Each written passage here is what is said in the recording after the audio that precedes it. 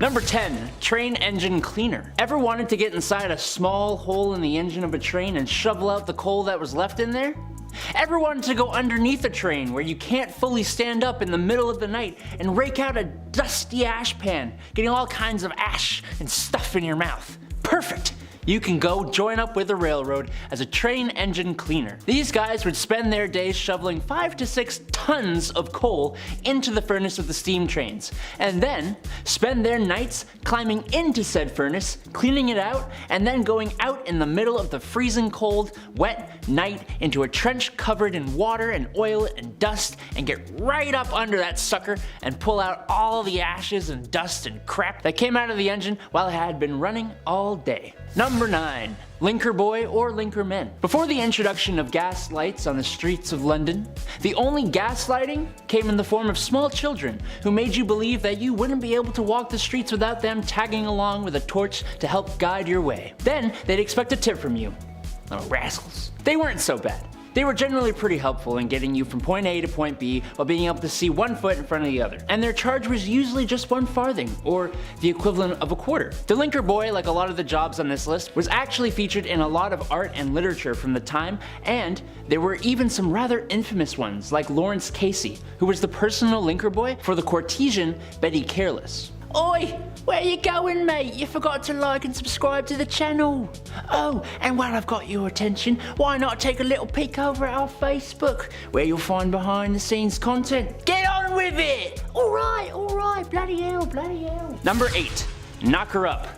No, not like that. God. Look.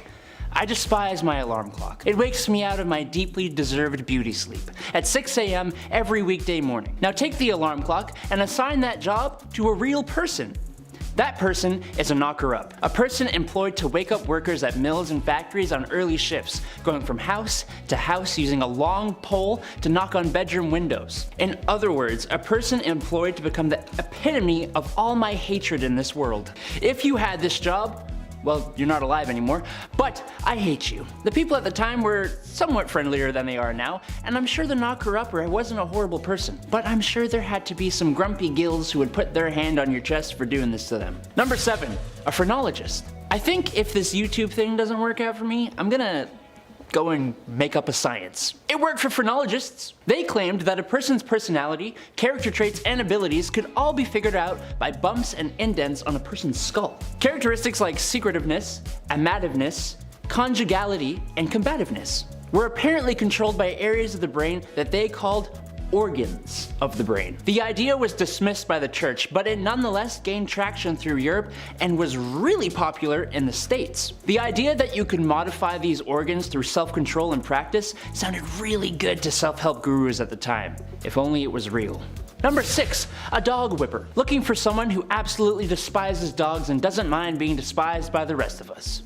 Otherwise known as a dog whipper. Back in the day, huntsmen would often hunt foxes and nail their tails to church doors, which would attract dogs of the streets. You'd also have churchgoers who would bring their dogs with them to church. These dogs were not allowed in though, so they'd all have to wait outside. You know how dogs are though. They didn't just sit there waiting patiently. I'm sure some good boys and girls did, but more often than not they'd be playing and sometimes fighting, disrupting the church services. Enter the dog whipper, who was armed with tongs to grab a dog and remove it from the church grounds, and a whip that would be used on the loudest of the poor pooches. Number 5. A rat catcher. I know this will make a few of you out there squirm in your seats. Rats in Victorian England were a massive problem. They were everywhere. Every nook and cranny of your house, from the basement to the pipes. There was even an account of them spilling over from royal parks. So of course, where there is a problem, there is a job. Rat catchers were pretty famous throughout the Victorian era and were highly praised in society, but the job wasn't too glamorous. You'd be going into the dark, dirty places where rats would make their homes and catching and often killing thousands of rats a year. Often rat catchers would use other animals like dogs and ferrets to help them hunt down the rats too. I don't know though, it's gonna be me. Number 4, an upright worker. Upright workers, otherwise known as chimney sweeps, actually started off being children as young as the age of 4. The smaller size of the little kiddos was perfect for fitting inside and climbing up and down chimneys. The little suckers would rub their elbows and knees up against the brick of the chimney so much that they would be scraped raw before callousing. Isn't that lovely? No. No, it's not. It's horrible. Some children were deliberately underfed to keep them small enough to do the job. Some of them would get permanent lung damage from the dust and smut and smoke from the chimney. Some kids even got stuck in the chimneys. Thank the Lord they eventually passed a law that would make it illegal for anyone under the age of 21 to be a chimney sweep. But even then, 'tis not a profession many would like to have. Number 3. Matchstick makers. The idea of a lighter wasn't really a big thing in the Victorian era. They definitely existed, as the first one was invented in 1823, but it was not exactly a portable thing. So matches were your match. The first match was invented in 1805, but it sucked. The first friction-activated match came about in 1826, and they were made with white phosphorus, which is extremely toxic. But they didn't have machines to make these matches. No, it was actually mainly done by teenage girls. And in the worst of conditions too. Forget protective gear. Oh, you want to take your lunch break away from the highly toxic white phosphorus? Oh no. That's right. These girls would have to eat their lunch at their workstations, meaning they would end up ingesting the white phosphorus. Yes, my favorite seasoning. Number 2.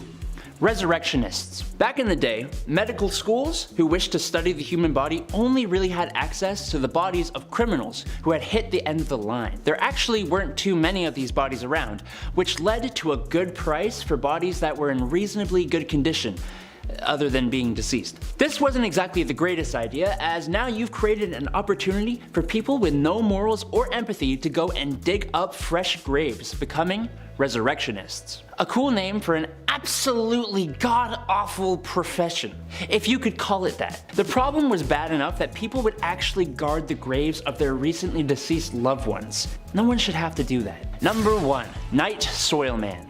Alright, if you need me, I'll be depositing my night soil over in the toilet. Poop.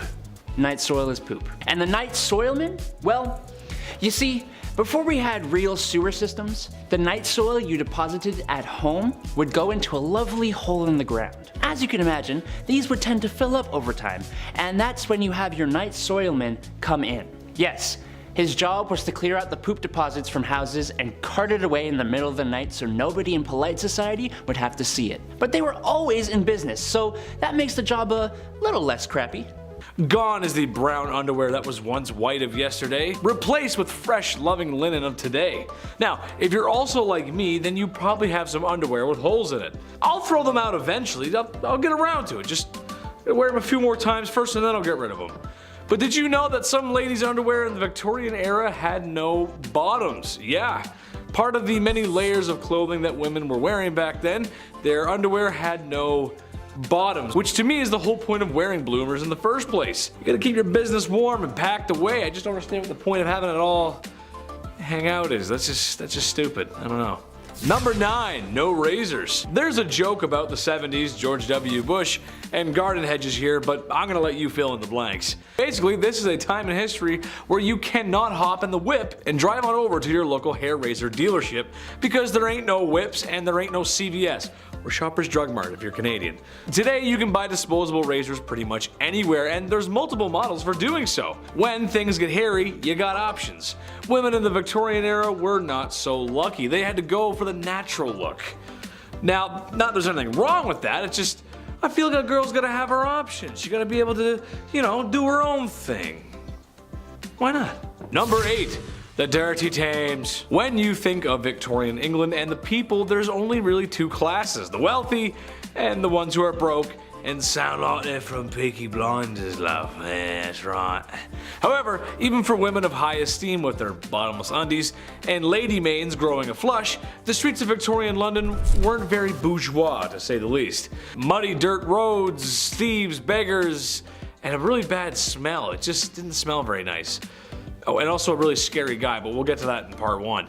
But perhaps the most disgusting was the Thames River, which after years of treating it the same way Brendan Fraser was treated after the Mummy franchise was over, it wasn't a good look. It was full of filth, sewage, garbage, and animal cadavers, so much so that it was said you could walk across the river on top of them. That is no place for a lady to be. Ooh. Number 7. Calf ear appetizers. This one goes out to all the folks who like their steak well done, as this may be too much to stomach. Given the way food was prepped and handled back then, I would agree with most folks that cooking the devil out of your meat was probably just the safer bet. Sucks for me because I like my steak rare as you can make it. Blue, almost, honestly. I love it like that. I am also willing to bet that most of you folks who like your steak well done aren't a big fan of fat and gristle. I also love fat and gristle. I just like meat, what can I say? What I'm getting to is calf ear appetizers. Yes, cooked calf ears, which I'm pretty sure are just like pure cartilage. Higher class women could often find themselves at parties where they would serve up this chewy delight. You'd probably just be chewing on that for a while. I feel like most people wouldn't like that. Is Chris a cartilage guy? I don't know, we'll see. Number 6, hand cleavage. This goes for every inch of the skin, really, but women had to cover up back then. That means no ankles, neck, or God forbid a wrist. If a man saw a wrist, they would act, ooh. Well, I don't know if they were that down bad, but women of higher esteem wore gloves. There's etiquette to gloves. It was all part of the culture, which means only women with dosh could practice such glove etiquette. I say no woman should have to cover up. She should wear whatever the heck she wants when the heck she wants to. However, with the gloves, I believe there's a separate issue. I have an issue being a big dude with asthma.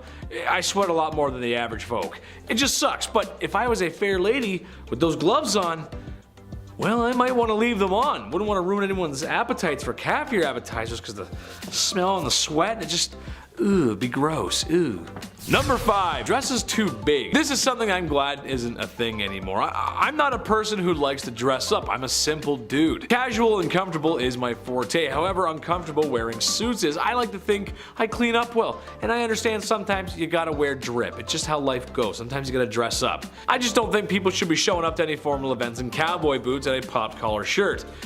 I've known a few of those people. But what I'm really talking about here is the obtuse size of women's dresses and just the whole culture of women's fashion back then. It's just crazy. Large and overbearing dresses with enough material to use as blankets when you sleep. I know that couldn't have been fun. It's horrible. Especially with my sweat problem. A few hours in a suit and maybe a few beers later, and the first thing I'm trying to do is take the suit off. It gets tight and sweaty in there, and it's just a lot of material. It's just too much. And doorways, trying to get through doorway. Ugh. Forget about it. Number 4, fava beans. Well, after all that sweating and being around all that foulness, ladies needed to detox. How about a nice face mask made of beef? Yes, that's right. To keep their skin young and beautiful, they would drape a slice of beef over their face. Nothing like a little Hannibal Lecter before bedtime. Now, I hear you saying, well, Chad, that's not that bad. Okay, but think about this though. For the time period, that beef was probably yucky due to food processing practices of the time, and there's just no fridges. That means it would stinky. I hope it was at least winter before these ladies decided to beef up like that. This process of beef was supposed to rejuvenate the skin because beef contains some important vitamins for such. I can't recommend that. You just walk in with the beef and, hello darling, yes. Gross. Number 3, hot Christmas. This is just so dumb. I'm just gonna go ahead and tell everyone at home right now not to do this, because I know some of you, and some of you are gonna be like, oh, thanks, Chetty, that's cool. No, don't do it. I'm a doctor, a lawyer, and a firefighter. Basically, this was a super fun game that felt like something out of Johnny Knoxville's head, not Victorian families gathering at Christmas. Basically, they would gather at Christmas to play a game called Snapdragon. You get a bowl of raisins and almonds, you pour some brandy in there, and maybe one out for your homie, and ignite the brandy. Once the bowl is on fire, the family will compete to see who can grab the flaming treats and eat them the fastest. Okay, second-degree burns are not how I want to spend my holiday season, and also, in a time before smoke alarms and a modern fire service, this sounds like a really bad time. Grandpa could lose it out of his hands. Drapes catch fire, the house burns down, probably the whole neighborhood. Just a bad idea. Also, I hate raisins, so setting them on fire? Yeah, I'm out. I don't like raisins. They're gross, dude. I don't like them. Number 2, crypt pics. Look, it's a part of life. It happens. You live, you love, and depending on how much your wife likes interior design, you probably have a sign hanging up like that in your home somewhere that says something like that. You know what I'm talking about. And after spending all that time in HomeSense, it's all over. Fade to black, cease to exist, the forever box. There's a whole process and respect in the undertaking business. The Victorian era had a strange tradition, however. How about taking photographs with the body of a family member who has recently passed on? Yeah, that's right, I know. I couldn't believe it really. People would sit there for minutes taking photos of those who are no longer with us because the process of taking photos was not great. This isn't the digital age after all. This is something that the crypt keeper would make you do. Keep them in the album or something. Just not for your everyday family, man. That's just weird. Yes, now we're going to take photos. Like, that's just weird, you know? It's just weird. It's weird. Number 1, Jack the Ripper. Listen, the women of Victorian London feared this guy. And how can you blame them? A terror that seemed to come from nowhere and could strike from anywhere. Humans unaliving other humans is nothing new, and it probably won't be old. It won't get old soon. This is what we do. It's kind of our thing. But this was the first modern serial unaliver. Jack the Ripper's identity has never been found. It's only been speculated, and some studies suggest that it has been revealed, but it's really hard to pinpoint something that happened that long ago. He was nasty and the crimes were awful. The photographs of the crime scene do not exactly follow today's media rules or decency, as it's really just horrible and it's just really messy and bloody and just gross. It's kind of hard to talk about this era without Jack the Ripper. Women should feel safe at night no matter what era it is. Number 10, Boy Jones. What's more intimate than a stalker? Am I right, ladies? If there's one thing women have loved throughout history, it's having every second of their privacy being watched by some creepy man, right? No. I can only imagine it's been worse since the dawn of smartphones and social media. That must be horrible. Well, as it turns out, there were some real creepwads in the Victorian era too. The Boy Jones was a stalker of Queen Victoria who on multiple occasions snuck his way into Buckingham Palace, one time escaping with a pair of the Queen's underwear. What? Arrested multiple times but still somehow found his way back to the palace. But what they should have done was swap the Queen's underwear for a pair of mine after a shift in the garden center I used to work at. Oh yeah, nobody's coming for you after sniffing those bad boys. Oh! Number 9, graceful words. This was a time when ladies were supposed to be ladies, and that means manners are on the table and elbows are off. Dresses were worn to not show ankles, God forbid an ankle or wrist bust out. I think more importantly, however, or rather unusual that is that women were expected to talk a certain way. Good evening, Mr. Burrows. You must excuse my tardiness. There was a dreadful man screaming at me because my ankles were shown whilst mounting my carriage. Your what was showing, love? Oh, you hurdle it. I can't believe it. Excuse me. I must be someone else. I don't need to tell you guys how ridiculous that is. I say fly out the handle, ladies. Wear what you want, do what you want. Number 8, shots. Not the kind I like. Well, I don't know about you guys, but nothing ruins the mood for me and my lady like being fired upon. Yikes. I'd like to stay the night, kid, but the automatic gunfire coming from outside is starting to get to me. See? All gangster impressions aside, things must have been that way for poor Queen Victoria as she was shot in her carriage in 1840. A young man fired 2 shots at her carriage. More attacks would actually follow in the coming years. It's kind of hard to feel that certain kind of way after bullets go grazing past your pretty face. The worst thing that ever happened to my generation was making sure nobody was home when you were studying with your boyfriend.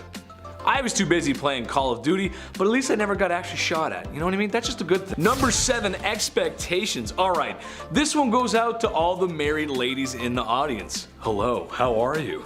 I'm doing great, thanks for asking. I'm curious as to why you got married and what your expectations were. Did you marry your high school sweetheart and live happily ever after? Maybe you had a shotgun wedding and after one night at the saloon. Maybe you just really wanted to find a nice man and settle down, start a family, be a mother. I think any of those options are great, so as long as you have options. In Victorian England, you were expected to do the latter. Women were expected to get married and have kids, and that's about it really. My question is, why were ankles and wrists an issue but giving birth isn't? What I mean is it's kind of a compromising position to be in. All I'm asking is that the girls get treated fairly and given choices and be allowed to show some ankle. It doesn't make any sense. You can look at her business down there, but you can't show an ankle? That doesn't make any sense. I'm a magician. Number 6, double standard. Divorce sucks. It's no fun. The person you once loved and cherished is now the villain in your story. I love McDonald's and I don't ever want them to be the villain in my story. I love you guys. Gotta get those Happy Meals. Divorce is something that isn't new. Honestly, it was probably invented the second after marriage was. In Victorian times, men had the right to divorce their wife if they had committed adultery. Women could not. Well, if you refer to my last part, you know that men were doing more than a little window shopping when it came to women. When men left town for business, they would have hired the services of a woman who patrolled the streets at night. No, I'm not talking about Batwoman either. So men can divorce women if they dare to do what they did on a regular basis. Yeah, that's totally fair. That's good. Equal. Absolutely. Yeah. Number 5. Emo girl. All the forever alone people, raise your hand. Let me hear you roar XD. I like to joke around a lot and say I'm a lawyer, a firefighter, and the cutest guy on the whole wide internet. But if there's one thing I know, it's people. I like people. I love them. I spend a lot of time with them, and after hearing this, I've come to the conclusion that this is where the emo girls come from. I figured it all out. It's down to a science. I'm a scientist now.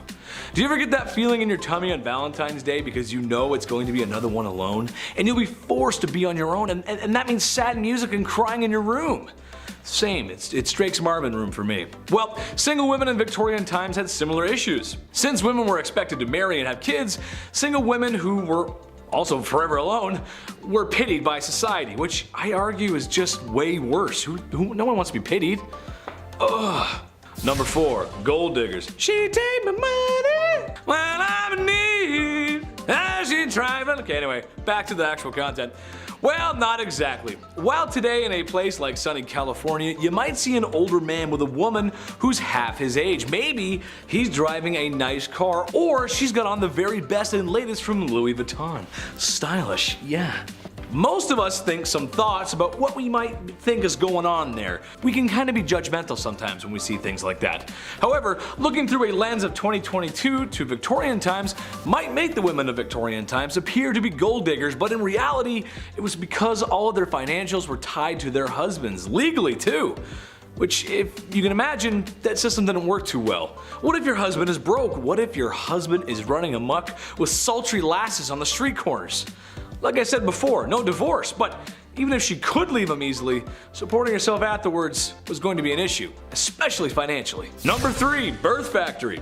Just pump them out. The faster the better. Quantity over quality. Just get them out. The use of birth control, as you can tell, was not a common practice. Anyone who's over the age of 25, ask your grandparents how many brothers and sisters they have. I'm willing to bet it's in the 6 to 8 range. Let me know in the comments below, I'm curious. A trend that would continue for a few decades after. Education is important, and I'll get to that in my next part. Women were simply expected to act this way. Maybe it was the sign of the times since the Industrial Revolution was in full swing. Maybe the factories needed workers, I don't know. Which, in case you didn't know, they used children as employees. Maybe not so nice. Unfortunately, that was when there was an issue, and there were many. They had no HR to go to, and that was the least of their worries, really. Number 2, no school for you. No higher education for women. Banned from going to university. I don't think so, not very nice, no. Honestly, any society that doesn't want half of their population to go to school probably has a few things to work out. It's a boys' club, and they can only go to university so that they can learn to be smarter and be businessmen, so they can earn money and thus have the facilities to court a woman who really doesn't have a choice anyway. Women had jobs, not careers. And they were all the jobs that you can think of. The ones that were too feminine for men, as women were too feeble to participate in a men's job, which is just the most ridiculous thing I've ever heard. I'm happy to say that in 2022, we showed them wrong. Chetty loves everyone. Just remember that, I love everybody. You go, girls. Number 1, strict rules. Okay, so after a night in the bed sheets with the gal that you love, or maybe the one that you found, there's a good chance that 9 months later, a smaller version of you two could be walking around. A byproduct of intimacy, if you will. This was always something I wanted to rant about, but I always found it strange how strict parents and teachers from this time were with their kids. You gotta brush your hair, bed made, and whatever you do, don't ask for more gruel. Please, sir, could I have some more? Whatever that Charles Dickens book was, I think it was Oliver Twist. They made us read those books as kids, and I don't know why, because they're kind of boring. From the extreme military code ethics happening at home to the long days in a factory at work, being a kid was tough, man. Earning the punk rock blues of today. I'm just a kid and my life is a nightmare. That's gonna wrap it up for me today, guys. Make sure to like, comment, and subscribe here at BumbleBee, and if you too want to sit down. At number 10, death photography. Has anyone out there looked at really old photos and had that eerie thought that everyone in that photo is dead now? I have. I know it sounds kind of weird, but it's just something that comes to mind sometimes. Back in the Victorian era though, they really had that thought because death photography became a trend at the time. Back then, people were dropping like flies. They dealt with a lot of illnesses like measles, scarlet fever, diphtheria, rubella, typhus, and cholera. Death was all around them, but with the rise of photography, this became a new way of keeping a memento of their loved one who passed away. Before this, they would keep locks of hair and other items from their loved ones, but once they got access to cameras, families started posing with their dead relatives. Literally. Families would often keep the bodies of their dead loved one in the house for days after their passing in order to have that mourning period, but soon they started staging photo shoots with the remains of their relatives, posing them and dressing them up to make it look like they're still alive. Family members would take pictures with the deceased to have one last family portrait before burying their loved one. It's kind of heartwarming in a way, but also really creepy. At number 9, emigration. During the Victorian era, there was unfortunately a lot of orphan children living in the streets of London. It became a pretty big problem because of the sheer amount of young people without homes or families. It was estimated that around 30,000 children were living on the streets in London in 1869.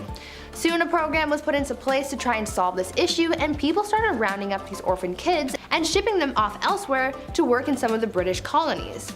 Many of the kids who were shipped off ended up working as farmhands or as domestic servants. Though many children were shipped off to places like New Zealand and Australia, the majority of them went to Canada. About 80,000 of them actually.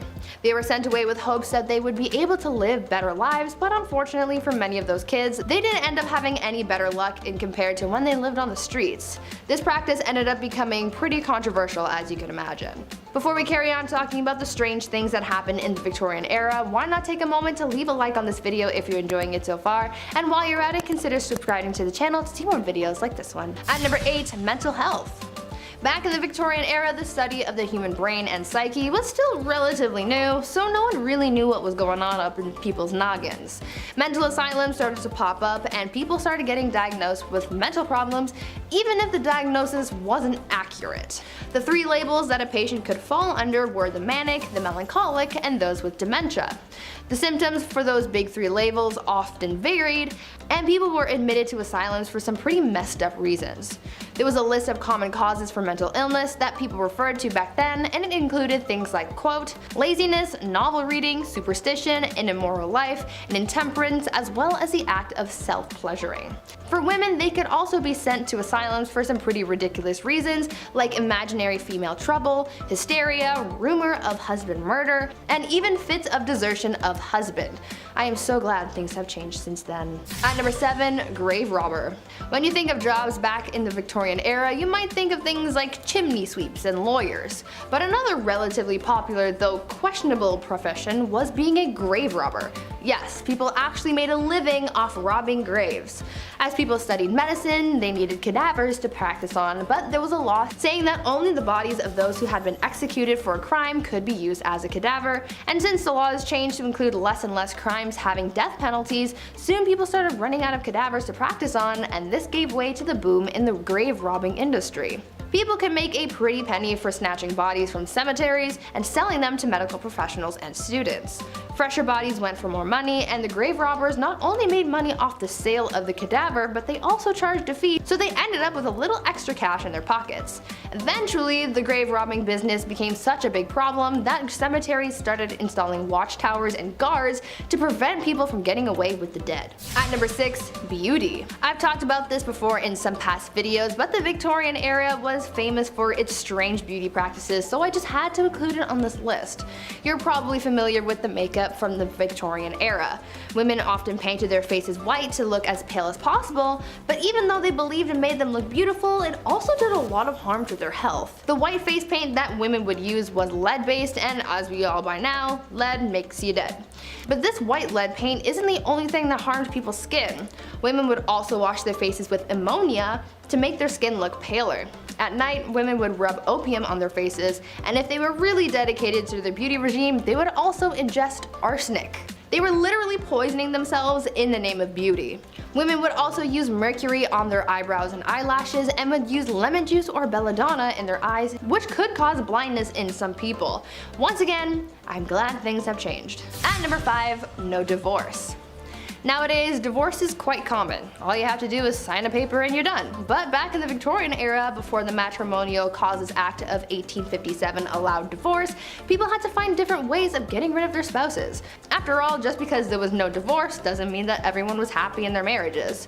It turns out that in order to solve their problems and get rid of their spouse, people would just sell their wives, either in public or in private sales. Most of the time, a man would take his wife to the town square and just sell her off to a new man. According to some records, some women had the power to veto a sale, and sometimes it was for cash. Though I think the cheapest that a wife was ever sold for was a pint of beer. This wasn't necessarily bad for the woman, because if she was sold to someone else, things could sometimes work out and she could live a better life with a better spouse. And if she didn't, then she would just get sold again and get to try her luck with a new man. At number 4, food additives. These days, people are becoming more and more concerned with artificial additives in their food. All natural, organic, pesticide, and hormone-free food is becoming more and more popular, but back in the Victorian era, people were putting all kinds of additives in their noms, and a lot of it was really, really bad for you. Like, we're talking deadly. Chalk and alum were often added to bread dough to make it whiter, and sometimes pipe clay, plaster of Paris, or sawdust was added to the mix as well. Red lead was sometimes added to cheese, lead was added to cider, mustard, wine, sugars, and candies, copper sulfates were used in preserving fruits, jams, and wine, mercury was used in candies, and even ice cream was made using a water and chalk mixture. All of these unsafe ingredients are actually what prompted the food safety industry, because no matter what's going on, you shouldn't be eating lead, chalk, and mercury. At number 3, corpse medicine. Now earlier I mentioned the whole grave robber industry and how that really took off during the Victorian era, but now let's talk about how they used corpses in their medicine. Back then, some people believed that consuming certain parts of the human body could cure their ailments. I know. Gross, right? One of the more popular medicines back then was a mixture made with human skull and chocolate, and it was believed to cure apoplexy. Back in the Victorian era, medical texts were published describing what parts of the human body could be used to treat specific ailments. One text described mixing the skull of a young woman with treacle to treat epilepsy. Another text says that you could treat paralysis with a candle made of human fat.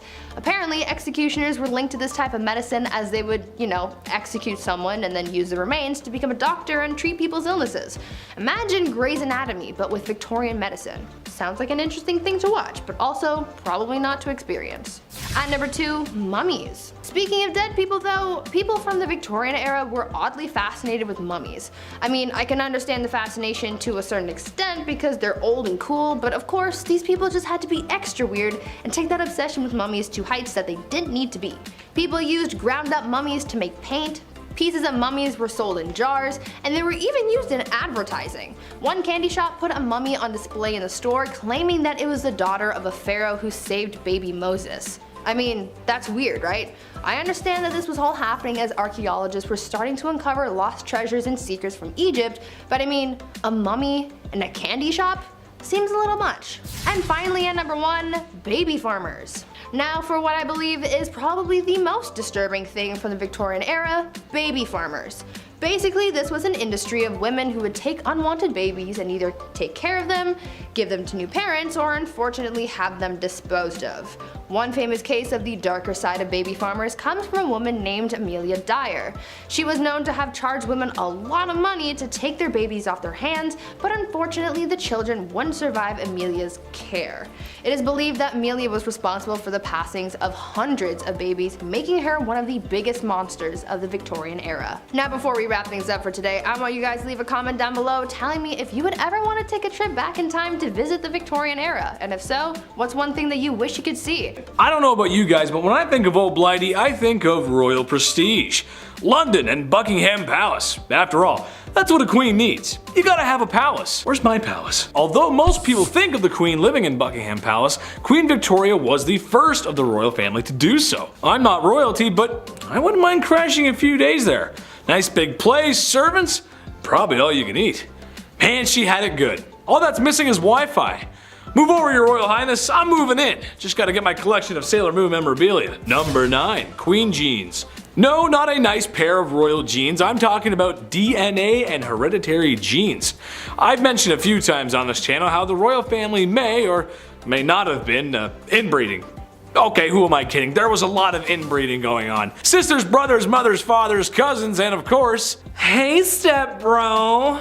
Now, as lovely as that seems to some, unfortunately, crossing the hall to reproduce can have ill effects, as inbreeding is known to have complications with birth and their offspring. Well, Queen Victoria may have been the first carrier of hemophilia B, a blood clotting disease. While not having it herself, it's thought she passed it down through royals related all throughout Europe. Tsar Nicholas II's son comes to mind. However, I feel like if we told the royals why people were contracting certain illnesses, they would still do what they want anyway. So I'll just close the door. You guys can go ahead and do what you're gonna do. Number 8. Breaking tradition. For men in Western culture, it has been a long time of bending the knee to propose to the woman that you love, or so wish to swoon. Tammy Lynn, I don't got much, but I know I got this ring I found behind a Chuck E. Cheese. So what I would like to do is I Jim Bob Billy Abernathy am asking for your hand in marriage. So romantic. Anyway, bad jokes aside, you'd be wrong in thinking that's how it went for old Blighty. When the young monarch met her cousin, Albert, the love juices were flowing. She knew she was gonna have to lock him in and propose to him before he could get the chance. They were shortly married soon after, and as stated in her diaries, it seemed that the couple was truly in love, which for royals is kind of rare. Even today, it's usually men who propose to ladies, but all I'm gonna say is, ladies, I'm 300 pounds of twisted steel and sex appeal, and I put the toothpaste lid back on after brushing my teeth, so... Number 7. Did you miss me? Queen Victoria was a leader. She held a lot of power, and that means people sometimes got a little crazy and wanted to remove her from such power. So for Queen Victoria, it should be no surprise however uncouth it was, but she had multiple assassination attempts on her life. A lot of which were people firing shots at her carriage for some reason with a pistol. And a lot of these attempts leading people to being declared insane. And one specific amateur who tried multiple times to end the royal and failed every time. 8 times to be specific. I feel like after the first 4 times when the guard saw this guy approach, it was like, oh, man, this guy again. Oh, brother, this guy stinks! Anyway, all attempts to end her life failed, and she became the 2nd longest reigning queen, next to Queen Elizabeth, of course. Number 6. Oh, Christmas tree, oh, Christmas tree. I was honestly shooketh when I learned this, but you know that thing a lot of people do around the holiday season where they get a big green tree and they like decorate it because of the holiday called like Christmas? You might have heard of it. Yeah, I've never heard of it either. Bad jokes aside, the queen and her husband may have popularized the Christmas tradition of decorating the tree after sending trees to local schools and army barracks. An image of the family decorating the tree was also published that Christmas. I wonder if they popularized any other traditions as well, like your aunt drinking too much wine, and that one uncle, no matter how many times he's told, says something at the dinner table that would have him sitting in HR so fast that, well, he'd be sitting in the HR office for saying something like that in public. Everyone's got an uncle like that. Number 5, the Terror of London. If you're into serial killers and just a little goth or emo, I mean who isn't, then you know who Jack the Ripper is. If you don't, he was a serial killer who roamed the streets of Victorian England and killed multiple women of the evening, in what can be called the first, or one of the first, modern serial killers. Jack the Ripper, however, is one of the psychos who got away. No one is 100% sure on who the Terror of London was. However, that hasn't stopped people from theorizing on his or her true identity. No, not Queen Victoria herself, although there are some who believe he was a woman, which would explain how he got away so easily. However, another popular theory is that it was the Queen Victoria's grandson, Prince Albert Victor. While there isn't much evidence to support this claim, or any of the claims really, it is interesting and makes me wonder, maybe the royal was a killer? We'll never know. Number 4, Short Kings Unite! Even though I'm a semi-charming and moderately handsome internet host, I suffer from an illness a lot of men do. I suffer from shortness. When the Lord was making me, he just put a few extra drops of cute in the mix. And then there was no more room for my legs to grow. I just see life from a little bit down below. Although, I own it, and thank God I don't have little man syndrome. All toxic jokes aside, Queen Victoria may have been a good fit for us short kings, as she was barely 5 feet tall. She's known for being a formidable queen, but when you're that short, it can sometimes be difficult to keep your stature. Somebody take me seriously. Number 3, dollies. Okay, so maybe my Sailor Moon merch collection is weird. Maybe I just want to be a cute blonde Japanese girl with a short skirt fighting evil. Can you blame me? However, something I always find strange, no matter who it is and who owns it, is a doll collection. Why? Why? And it's never a couple, it's always a large collection. And tell me why anytime you go to visit someone and stay overnight, they always put you in a guest room where the majority of the dolls reside. There's nothing like 100 pair of creepy plastic eyes staring you down while you're trying to sleep in a bed that isn't yours. Well, Her Royal Majesty had her own collection of dolls. Yeah, that's right. You can just imagine the kind of treatment these dolls received. It's said she had hundreds of them and most likely wore higher quality clothes than most common folk at the time. Great, now my worst nightmares outnumber me and they're dressed to the nines. Whew, dolls are just creepy. Number 2, Here Comes the Bride. Imagine being so powerful, so mighty, and influential that you'll create 2 Western traditions. Sure, the Christmas tree is great, but I'd argue the white wedding dress is more. She wasn't the first to wear a white wedding dress, but she was the one that made it happen. There's a few reasons why, and the obvious one is flexing that royal coin, but imagine trying to keep pure white clothes clean in the past. My mom makes a mean spaghetti and meatballs, and I have a difficult time keeping those stains off my white t-shirts, which, if you also ask my mom, is a bad color for me. I was a messy kid. That's why other colors at the time made sense. After all, there's no dry cleaning in the 1800s. At least not with modern machines and stain remover.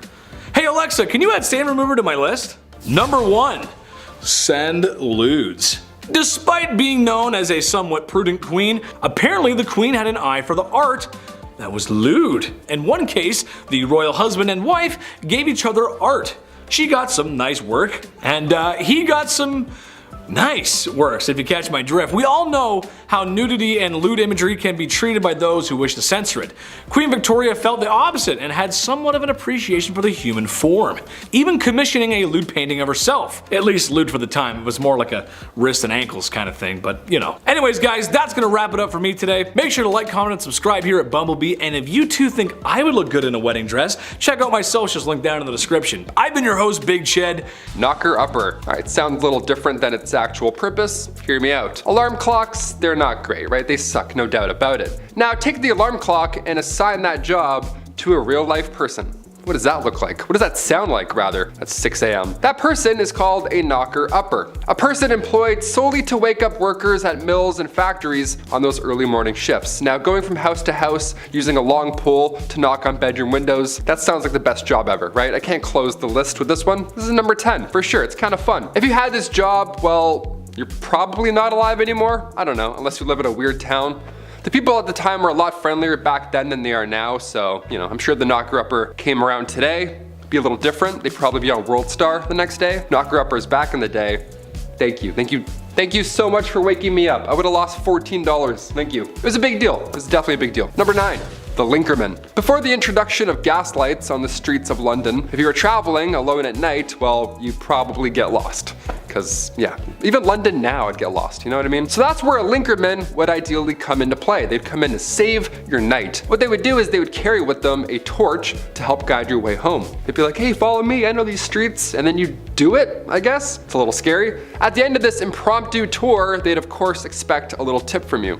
Of course, thank you for lighting my path and getting me home. Cheers. Here's 1 nickel. It's actually a lot back then. Here's 1 penny. There we go. They weren't so bad. They were generally pretty helpful in getting you from point A to B, whilst also being able to see 1 foot in front of the other. That doesn't hurt, especially in Victorian London. You get to step on a dirty rat. That'll be gross. It's like a friend walking you home, only you don't know them, and it's the Victorian era, so probably pretty unsafe. 50-50 if you're gonna make it. And their charge was usually 1 farthing or the equivalent of a quarter. The Linkerman, like a lot of the jobs on this list, was actually featured in a lot of art and literature from that era. And there were even a couple famous Linkermen, famous Linkermans, like Lawrence Casey, for example, who was the personal linker boy for the courtesan Betty Careless. Imagine that, your arm must be so strong with that lamp all day. Ooh, it's just like, oh, I can't put it down. Number 8, ghost photography.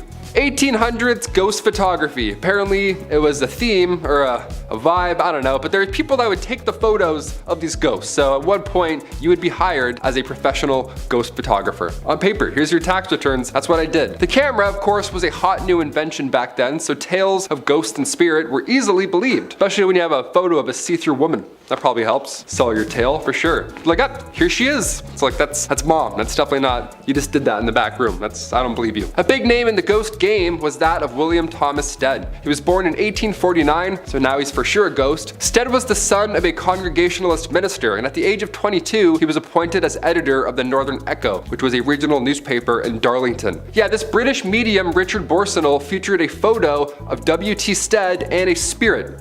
Imagine that. Imagine a day where somebody was awarded the Nobel Peace Prize and they also posed for photo ops with ghosts. Like, can we pick a lane? Science or not? What are we doing here? Number 7, grave designs. Graves, but make them cool, you know? Customize your own pit in the ground. That's fun, that's grim. In the late 1700s, cholera, bacterial infections, pretty much anything floating around your mouth and eyes, it was spreading and it was bad. Not a good thing to ingest. Not an ideal time in history. Many were biting the bullet at this time, of course being gravely ill. But with this came a dark, new, fun trend. Yeah, here we go. The safety coffin. Yeah, let's make your own coffin, DIY. These coffins, God forbid, you were buried alive, while these safety coffins would allow the dead to rise again. Yeah, some Tony Stark guy in the back's like, if you push this, the body will pop back out and come to life. It's like, really? A lot of these coffins were built with extra comfort on the inside and of course a wire, the safety backup wire. This wire ran through the coffin, through the ground, and attached to a bell on the outside on the ground. So if somebody was walking by and they heard a bell ringing beside a gravestone, first of all, it's haunting, well, they know something's up and they can get them out. But folks would get creative with their safety coffins. They would ask the inventor to make them crazy things, like a man named Robert Robinson from Manchester. He had some odd requests. He passed away in 1791, but he instructed his family and watchmen to open the special door on his coffin after he passed. This special door would reveal a layer of glass. Yeah, so if anybody saw any condensation, well, you know he's still alive and get him out. Only he wasn't alive. And now we just have the world's scariest exhibit, just a real life dead man. Let's close that back up forever. I don't want a glass coffin, that's disgusting. Number 6, rat catcher. I mean, obviously you know what's gonna happen with the name the rat catcher. It's gonna make a lot of you out there squirm in your seats, and I apologize in advance. Hit that thumbs up, you know, let's even out the energy. Rats in Victorian England, they were a massive problem. They were everywhere. Every nook and cranny of your home probably had a dirty, fat rat just sitting there with its weird teeth looking at you. From the basement to the pipes, everywhere. It was literally a big problem. There's even an account of them spilling over from royal parks. So imagine that. So of course there's a problem. So of course where there's a problem, there's now a job, right? Someone's got to do something about it. Rat catchers were pretty famous throughout the Victorian era. I mean, of course, brave souls, and they were highly praised in society, but the job obviously wasn't too glamorous. You'd be going into dark, dirty places where rats would make their homes, and we'd catch them, and you'd often have to kill thousands of rats every single year. And then deal with that. I don't even know how you deal with those bodies. Let's say bones, ew. More often than not, rat catchers would use other animals like dogs and ferrets to help them hunt down the rats. So you have your own little animal posse hunting down other animals. You would feel pretty good. You'd feel like the king of animals almost. Probably not, eh? It's probably a disgusting job. You probably hate it every day. Number 5, matchstick makers. The idea of a lighter wasn't really a big thing back in the Victorian era, obviously. I mean, they definitely existed. The first lighter was invented in 1823, but it wasn't like the ones we have now. Not like those Bics that still don't work. It wasn't a portable thing. The first match was invented in 1805, but it kind of sucked. And the first friction-activated match came around much later in 1826. This one here changed the game for good. They were made with white phosphorus, which is of course extremely toxic. But they didn't have machines to make these matches. No, it was of course done by people, young women. It was only women that had to do this, and in the worst of conditions, of course. And before you ask, no, they didn't understand protective gear. Well, they did a bit, but even so, women didn't get that kind of luxury, right? They didn't get that treatment. These girls would have to eat their lunch at their workstations, meaning they would probably end up ingesting said white phosphorus the entire shift. History is horrible. Number 4, resurrectionalist. All right, back in the day, medical schools who wished to study the human body only really had access to the bodies of criminals who had hit the end of their line, right? You're not gonna go dig up someone's wife and be like, hey, mind if I study her? He's like, no, please. There actually weren't too many of these bodies around to begin with, which led to a good price for bodies that were in, well, reasonably good condition to, you know, study up close, other than being, you know, deceased and disgusting. This wasn't exactly the greatest idea, sure, I'll admit that. Now you've probably created an opportunity for people with no morals or empathy to go and dig up fresh graves. And that's exactly what happened. People would become their own resurrectionalist. It's a cool name for a god-awful profession, if you want to call it that. The problem was so bad that people had to protect, like they had to guard the graves of their recently deceased loved ones, or else these guys would come in and try and dig them up and sell your nana for like 20 bucks. You have to stay there for 4 nights and guard her. That's crazy. No one should have to do that. The Victorian era sucked. No one should have to do that. or this next one here. Number 3, train engine cleaner. Yeah, this one's gonna suck. It sounds yucky already. For this job, you were required to get into, of course, pretty tough positions to, well, clean the engine of a train. Train engine cleaners would have to get inside a small hole in the engine of a train and shovel out all that coal that was left over. Yeah, as if shoveling the coal in wasn't bad enough, now some guy's gotta crawl under and shovel it all out. Nope. They go underneath the train with a dusty ash pan and they work away all day long and nights. These guys would spend their days shoveling 5 to 6 tons of coal into the furnace of the steam trains and then spend their nights climbing into the same furnace to clean it out. Every time I watch the Polar Express, it's always so magical, you know, it's always a great time. But even on the Polar Express, there's a guy shoveling coal all night long on Christmas Eve. You know what I mean? That's how bad this job is. Magic can't even save it. Couldn't even picture a worse job to have with this goofy back. Imagine that. Imagine me doing this all day. No way. Wouldn't make it 1 week. Number 2, funeral mute. Ah, yes. Death. Happened quite a lot back then. I thought being a pallbearer had a lot of pressure, you know? Don't drop them, all that kind of stuff. Victorian London saw many funeral mutes. Now, Oliver Twist, one of the lousy jobs in that tale, was that of a funeral mute. Oliver Twist is like, this one sucks. Well, it really sucks. Mutes were required to dress, of course, in all black with a sash while carrying a long cloth covered stick, and your job would be to, well, to stand and mourn and not say a thing the entire time. You'd have to stand at the door of the recently deceased home and just welcome death. Just embrace it. You have to be death. The mascot for death is now you. Horrible. In Victorian London too, you're gonna breathe in a fresh rotting body. Nice, that's good. I have about 4 days left, thank you. And after that point, you would lead the coffin all the way to the graveyard. Nice and slow, like you were leading a marching band. Only it's not music, it's death behind you. And finally, number 1, a chimney sweep. I remember doing this when I was a kid. Okay, I got some questions now. I'm gonna make some phone calls after this list. I had to do this when I was a kid, but back then it was a lot worse. It wasn't a chore, it was an actual job. This was a terrible job to have in Victorian London, obviously. Chimney sweeps were famously young men, guys. I can't say anything else here, but they were young lads. That's it. History is pretty horrible, right?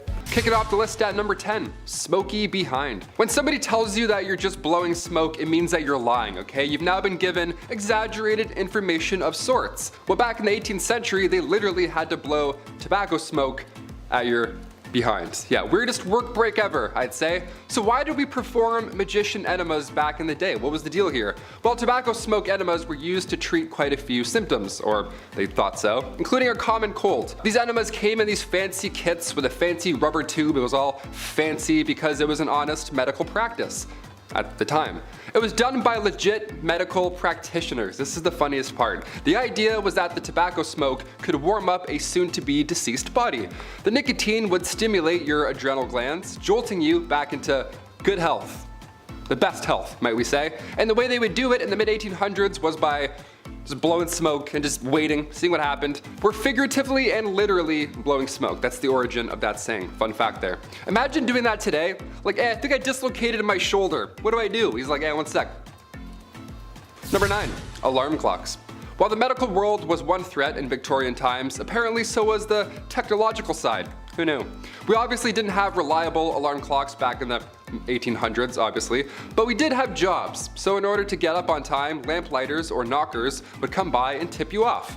Yeah, they would just yell in your window and just alarm. That's how you'd wake up. A man would yell into your window and smack you with a stick. Legend has it, a young man named Sam Wardell, he got a little creative with his wake-up calls. He needed more than a lamplighter at 5 a.m., so he would Tony Stark this alarm clock gadget. He would use wires, a bunch of stones, all that unsafe stuff. Then at a certain time, stones would fall to the ground, of course waking him up, and presumably everyone else in the building. That would be alarming. Well, Christmas Eve 1885, tragedy unfolded. A few friends had come over for a holiday visit, so Sam had to move some furniture around, rightfully so, to make room for, windmills and breakdancing, whatever they did in Victorian Christmas times. The next morning, he forgot to put things back in the small apartment, and the obvious happened. The rocks then fell on him while he was asleep. Yeah, that probably doesn't feel too good. I thought iPhone alarms were jarring. I take back everything I've ever said. Number 8, relaxative. Okay, so right off the bat, the Victorian era was a little messy. I'm sure you've gathered this by now here on BumbleBee. But these messy new illnesses were putting lots of pressure on medical practitioners, so they were desperate for these new treatments. We laugh at Victorian medical treatments, but they tried, okay? They at least tried. They also achieved many medical breakthroughs as well. But when it comes to handling chickenpox in the Victorian era, well, that wasn't one of them. That was not our finest hour. Chickenpox in the Victorian era was being treated by using laxatives. Yeah, let that sink in for a moment. I have chickenpox. What should I do? Well, try some laxatives. Yeah, folks would slam some castor oil and then, ready for this? They would get even more sick. Who would have thought? You thought you were uncomfortable before castor oil. Yeah, chug that, and then now you're even weaker. Now you're dead. Number 7, backed up. Let's say it's the Victorian era and let's say you're constipated, right? It happens, you know? Well, bad ideas will most likely follow, if you didn't already guess that. According to Merck's 1899 medical manual, small amounts of strychnine were prescribed to those who were constipated. Yeah, the strychnos nux vomica was thought to better the gastric functions. Even a small amount of this stuff would attack your respiratory system. You'd contract, you convulse, it's horrible. It'd be a painful way to go out. It's much, much worse than being constipated. Any day. I would much rather be constipated than any type of strychnine. Are you kidding me? Number 6, leeches. I grew up with hearing problems. I've been around the block with earaches, ear infections. I had ear tubes numerous times, all that jazz. So I feel really bad for the folks in this next one, okay? I hear you. Pun intended. In the Victorian era, medical practitioners would say to use leeches for your ear infections. That's the number one trick they don't want you to know. There it is. Once they're attached to you, the idea was that they can numb pain while at the same time providing proteins and peptides to its host. So on paper, again, the idea made sense, but the science didn't quite follow, did it? It wasn't entirely hopeless though. Recently in 2004, the FDA reintroduced leeches to the medical world, yeah, because their bite can break up blood clots and induce blood flow. So it's not entirely hopeless. We talked about leech collectors on this channel before, so of course we have to talk about more of the science that they were hoping to achieve with it, right? Also, I worked at a retirement home when I was 16. I thought that job sucked. Imagine being a leech collector? No way. Number 5, cat attacks. If I had to pick, I would of course say I'm 100% a dog person. I grew up with 2 cats, I'm allergic. I grew up with 2 dogs, not allergic. Dog guy all the way, sorry. Cats are cool, but this next story just totally freaked me out. Back in 1870, this rich woman had put her time, energy, and resources into cat breeding. How lovely is that? She had tons of cats, she loved all of them, and they loved her. Again, I'm allergic, so I'm already sneezing just reading about this story. It was the 1800s, okay? A lot of candles, everything was obviously extremely flammable, and disaster hit often in Victorian times. And in 1870, a fire broke out at this young woman's home. The cats were trapped inside the house. Now, they made it outside, don't freak out or anything, they all made it out, but by the time the 2 maids had kicked the door open to rescue said cats, they had gone full primal. They were afraid, they were freaking out, they were just scratching their way out through anyone and everything. The fire in the house had obviously scared them, so when the doors were open, these 2 maids were both sadly attacked by all of these cats. What a horrible thank you for saving all of their lives. I pulled my cat's tail when I was younger. I learned real quick, never to do that ever again. Number 4, hiccups. Today we have many cures for hiccups. Yeah, you gotta get scared or hold your breath or drink water like while you're doing a handstand. I don't know, everyone's got weird ideas, whatever. But nothing was as dangerous as the Victorian era hiccup cure. Yeah, ready for this one? Don't try it. This one's scarier than a jump scare, that's for sure. In 1899, again in the good old Merck medical manual, it recommended using chloroform to cure your hiccups. Yeah, just completely damage your entire nervous system and poison your kidneys, for sure. To get rid of hiccups, that's way better. This 19th century anesthetic was not a solution. Never try this. Continue scaring your family and friends. That's definitely the way we handle hiccups now. Number 3, tapeworms. Back in the Victorian times, they really figured out the trick to weight loss. Yeah, was it watching what you eat, maybe counting your steps, maybe getting a gym membership, something like that? Nope, and no way. No, it was way easier than all those things combined. Can you believe that? And you didn't even have to pull back on how much you were consuming. Doesn't this sound fascinating? What is this? Well, all you needed was a handy tapeworm. Yep, I don't have one. I don't know why I pointed. That'd be gross if I had one. Yeah, tapeworm. You know those things that can kill you today if you get one? See, the plan was if you eat a tapeworm egg, okay, it will later hatch in your stomach, and at that point you could just eat anything you wanted. Because every time you ate, the tapeworm would also eat, so you could get your snack on while still rocking those Victorian skinny jeans, right? Tapeworm cyst pills, or go for a jog. Your call. Number 2, Victoria's reign. Queen Victoria's reign started in 1837 and it lasted until the Queen's death later on in 1901. At just age 18, Alexandrina Victoria had to rise up to the throne. She was born, of course, on May 24th, 1819. Queen Victoria was 5th in line when she was born, so right off the bat, it was actually highly unlikely that she would ever get the crown. Then one by one, out of nowhere, all of her family members began passing away suddenly. In 4 years, 3 of Victoria's cousins passed away, and then her father and grandfather both died a week apart from each other. So by the time 1830 rolled around, Victoria was only 11 years old, and already she was next in line for the throne. That's how fast it happens. So as if that wasn't already stressful enough, Victoria was brought up under the Kensington system, which if you haven't heard of before, it's pretty awful. Victoria's mother, Duchess Victoria of Kent, she created this Kensington system to control her daughter. She literally isolated the child from mates or family members, anything fun or social, you name it. Her mother did this to keep her pure, of course, to keep her the most pure lady. This system sounds awful. Her mother would monitor her every action, including who she can see or speak to. Victoria only had 2 playmates growing up. That's it. I'm like, hey, me too. She had her half-sister, Princess Fedora of Leamington, and the Duchess attendant Sir John Conroy, his daughter, Victoire. I mean, only 3 friends growing up, that's cruel. She shared a room with her mother until she was finally queen. Yeah, she couldn't walk down the hallway alone at any point. She had to always walk with her mother by her side, even to the washroom. That's crazy. Victoria has reflected on her childhood since, and yeah, she hates John Conroy for manipulating her mother, and she actually refers to him as Demon Incarnate, so that's good. It's a nice nickname. Incarnate? He's a demon. He's the worst. Let's just call him that. And finally, number 1, royal enemies. Being the queen and all, a security team is of course needed at all times. And during her reign, there were multiple attempts to harm the young Queen Victoria. The first attack was back in 1840. It was a young guy named Edward Oxford, and he attacked the Queen's carriage. Just ran at it like a crazy guy. Obviously, and thankfully, nothing happened. But when Edward was later accused of high treason, he was actually found not guilty due to insanity. Then a couple years later, in 1842, it happened again, but this time it was 2 men attacking the carriage. And then in 1849, her carriage was attacked by William Hamilton. In 1850, as the carriage was passing the gates of Buckingham Palace, Robert Pate, a retired soldier, ran up and hit the carriage with his cane. He was going nuts as well. Everyone wants this carriage. This is like the ultimate, no one's getting through this carriage apparently. Victoria was okay, luckily, but of course she was shook after all these events. Then again in 1842, 1849, 1872, attempt after attempt, it was horrifying. But then things got a little worse with a man named Boy Jones. Yeah, this guy stalked the Queen from 1838 until 1841. This guy somehow managed to break into Buckingham Palace more than once. He knew a way in just to Buckingham Palace, which should never be a thing in the first place. And the weird part is here, Boy Jones, once he was inside the palace, he would hide under the Queen's sofa. And he would also just sit on her throne for hours, just hanging out. Yeah, he would pretend he's Cersei Lannister and just sit on the throne for a minute or 2. Think about life. Eventually, thankfully, he got caught, but imagine coming home and Boy Jones is sitting on your couch.